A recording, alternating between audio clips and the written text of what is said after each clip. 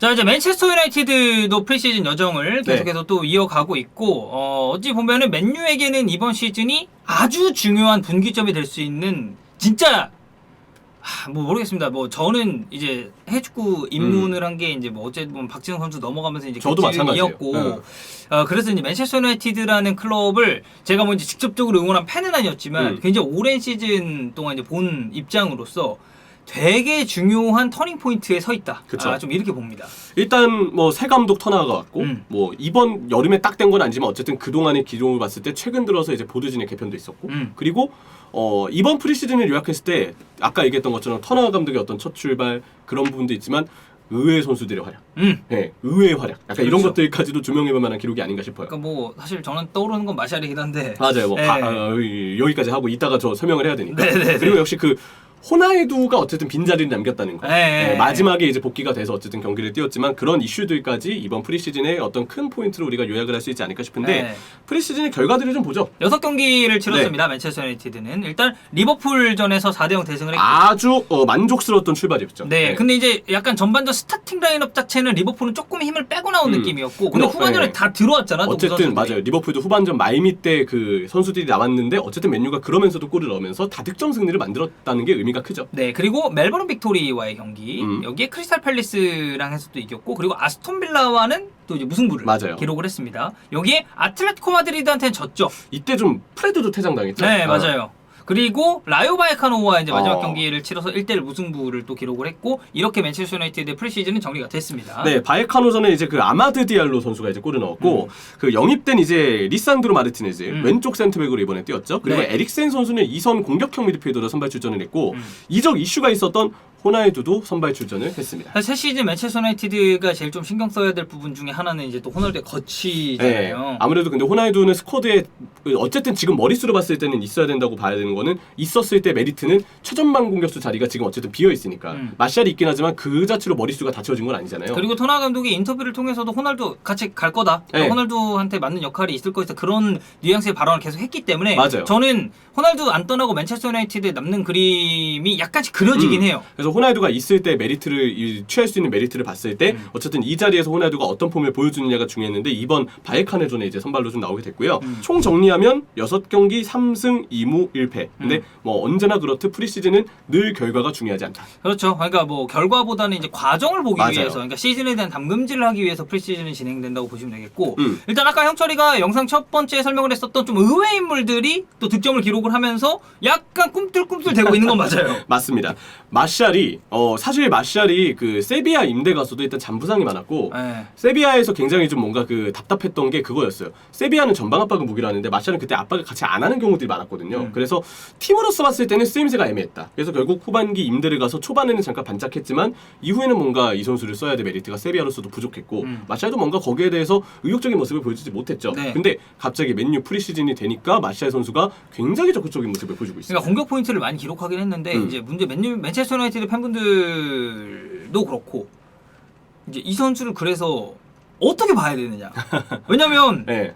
이게 아까 얘기했잖아요. 프리시즌의 결과 물론 좋으면 좋죠. 이렇게 공격 포인트 많이 올려주면 좋죠. 근데 막상 본 시즌 돌입했을 때도 마샬이 이 정도의 폼을 보여줄 수 있을지에 대해서는 저는 아직 의문이긴 하거든요. 그렇죠. 근데 지금의 뭔가 동기부여 같은 모습이에요. 아마 뭔가 맨체스터 유나이티드의 입지도 본인 입장에서 한번 임대를 갔다 왔기 때문에 위기라는 걸 알고 있을 것이고 네. 임대를 갔다 왔는데 임대 갔던 세비야도 만족스러운 반응을 그쵸. 안 내비쳤을 만큼 본인의 가치가 조금 위기가 왔을 수 있다. 마샬 입장에서 그렇게 느꼈기 때문에 지금 동기부여가 크지 않은가 싶은데 저는 왠지 시즌 초반에는 지금의 동기부여 그대로 잘하지 않을까 싶기는 해요. 근데 앞으로도 이걸 쭉 이어갈 수 있을지 여부는 마샬의 그동안의 커리어를 봤을 때는 역시 본인의 어떤 그 동기부여, 네.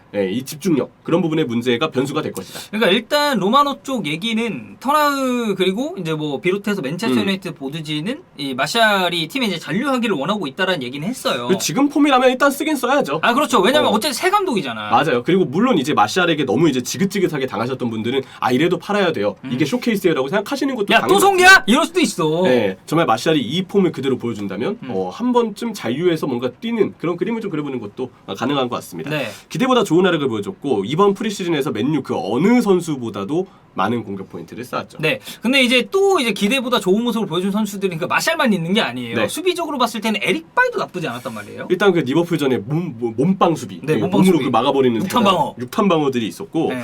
그 이제 바이 선수가 어쨌든 집중력 있는 모습을 보여줘서 지금 바이 선수가 이 폼이라면 시즌 초반에 출전을 하는 것도 나쁘지 않을 것 같다는 여론들도 있어요. 저도 그 부분은 좀 이해가 되는 게 어쨌든 프리시즌을 통해서 여러 선수들을 체크하면서 이 선수가 지금 8월 개막전을 뛰기까지 얼마나 감각이 올라와 있고 준비가 되어 있는가를 보는 거잖아요. 근데 아까 마샬도 프리시즌에 많은 공격 포인트를 쌓았듯이 바이도 민첩한 몸놀림 그리고 일단 부상을 안 당했어요. 아, 그렇죠. 네, 경기를 뛸 수 있을 만큼의 내구성 유지. 왜냐면 바이의 제일 큰 리스크는 부상이었으니까. 그렇죠. 부상에서 돌아온 다음에 집중력이 좀 흐트러지는 모습들이 군데군데 있어서 늘 주전을 쭉 유지시키기에는 좀 어렵다. 그리고 만약에 부상 여파 없이 복귀하고 바로 잘한다고 하더라도 얼마 안 가서 또 부상당하고 이런 어떤 악순환들이 여러 가지로 좀 반복이 됐었는데 이번에는 일단 내구성도 좀 괜찮았고 좋은 활약을 보여줬기 때문에 어쩌면 시즌 초반에 바이가 선발로 나올 가능성도 어느 정도는 있을 것 같아요. 네. 그래서 에릭 바이가 굉장히 좋은 모습을 보여주고 특히나 직접 그냥 볼을 운반해서 빌드업에 영향을 주는 모습들도 있었거든요. 그런 점들은 어쨌든 에릭 바이가 발이 빠르기 때문에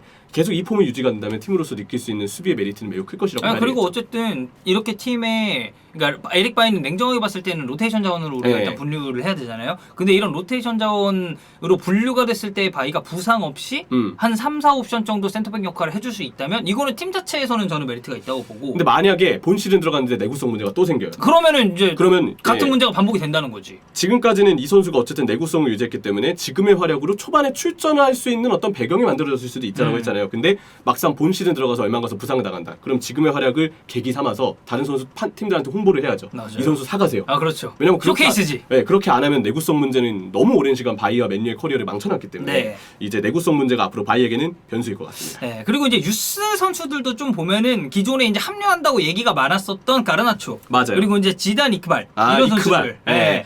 가르나초는 참 그 지난 시즌 마이미 때 나와서도 일단 활약이 좋았고 아버님이 이제 그 가르나초 데뷔하는 모습을 보면서 맞아.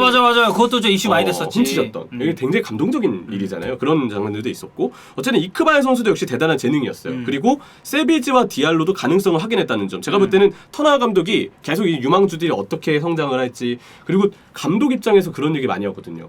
완성된 성인 선수보다 어린 나이의 선수를 육성시키기 더 편하다. 아약스잖아 또. 그런 것도 있죠. 네. 그리고 어쨌든 그게 그 성인 선수는 이미 어느 정도 플레이 습관이나 스타일이 육성이 이미 자리가 잡아져 있는데 어린 선수들은 그러지 않으니까 그러니까 그런 거 있어요. 저 예전에 해설 처음 시작했을 때 그 쪼라고 하죠. 쪼. 예. 그러니까 저가 이제 뭐가 있었냐면은 말씀을 드릴 수 있겠습니다. 아니 그건 이제 그냥 말버릇이었고 네. 그 이제 예를 들어서 우리가 막 중계를 하고 있는데 자 이렇게 해서 뭐 이쪽으로 패스가 나갔습니다. 네, 약간 이게 있었어. 근데 이제 그때 당시에 저랑 같이 했었던 캐스터들이 1년 차고 이러니까 지금은 되게 말랑말랑한 상태여서 이거를 교정을 통해서 고치면 확실하게 정리를 할 수가 있다라고 얘기를 했었거든요. 근데 이거 비교했을 때 그 말랑말랑한 건 유스 선수들이고. 그렇죠. 우리에게도 그런 얘기를 했었죠. 몇 년 차가 되면 이제 그게 좀 어려워질 그치. 것이다. 예.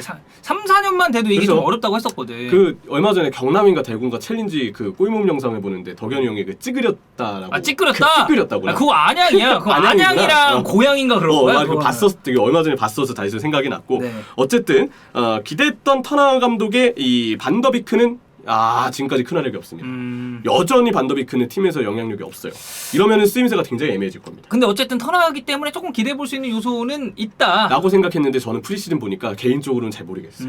좀 걱정이 좀 많이 되고. 일단 반더비크 조금 실망스러웠고. 그리고 실제적인 에이스는 역시 제이든 산초 같아요. 그리고 산초가 해줘야 돼요. 네, 산초가 지난 시즌 후반기 때 보여줬던 어떤 흐름을 그대로 더 올려서 지금 경기 내용이 매우 좋습니다. 네. 산초가 많이 기대가 되고 또 하나 지오고 달로가 되게 좋아요. 달로는 움직임의 어떤 그 동선이 되게 다양합니다. 안쪽으로 들어와서 전진 패스를 뿌려주기도 하고 오버래핑도 가능하고 어쨌든 양발 사용이 좀 능숙하다는 점에서 지오고 달로는 오른쪽 풀백으로 나왔을 때 팀 경기력에 영향을 미칠 수 있는 포인트가 굉장히 많다.